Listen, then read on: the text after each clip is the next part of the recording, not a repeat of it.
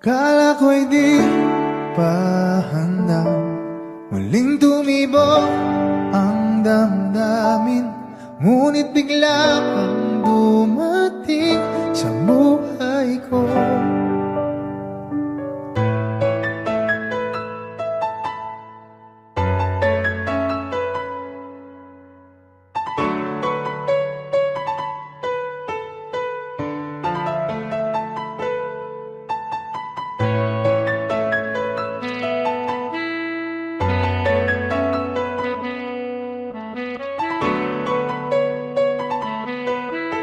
Sana ay ingatan ka niya.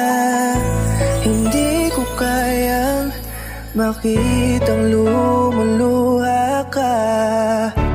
Kaya sobrang sakit sa akin na bitawan ka.